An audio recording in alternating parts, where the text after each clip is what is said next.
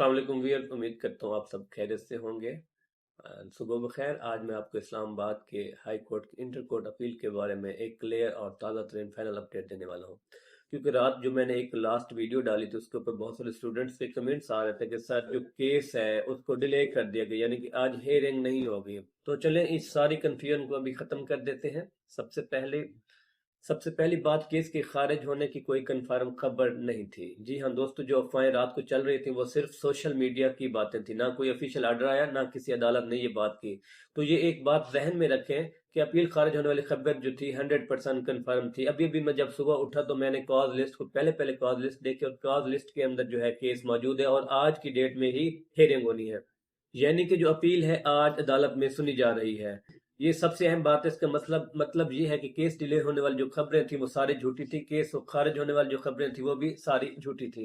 हकीकत यही है कि केस आज लगा हुआ है और बाकायदा जो है प्रोसीडिंग हो रही है। इस अपील की अहमियत क्या है दोस्तों? ये इंटर कोर्ट अपील बहुत अहम है, क्योंकि ये अपील डिसाइड करेगी सिंगल बेंच वाला फैसला बरकरार रहे या इसे काला दम करार दे के तुलबा की दरखास्तों को दोबारा सुना जाए।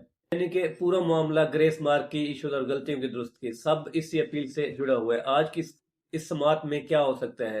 तीन चीजें मुमकिन है। अदालत दोनों फरीकैन के दलाइल को मुकम्मल सुन ले, अदालत कोई हिदायत या अबूरी आर्डर जारी करे, मुमकिन है मजीद तारीख दे दी जाए, लेकिन फिलहाल केस सुना जा रहा है। जो आज की प्रोसीडिंग है वो बहुत अहम है। इसमें पता चलेगा मामला आगे बढ़ा या दोबारा लटक गया। एक अहम बात, अफवाहों से बचे।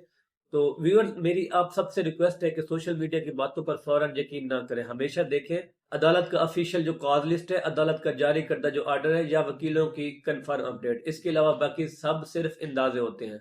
आखिर में जो कुछ भी आज अदालत में होगा, जैसे ही कोई आर्डर, कोई फैसला या कोई न्यू अपडेट आती है तो मैं इसी चैनल पर आपको फौरी अपडेट कर दूंगा। अपना ख्याल रखें, अफवाहों से दूर रहें और दुआ करते रहें और बच्चों के हक में बेहतर फैसला आए। अल्लाह हाफिज।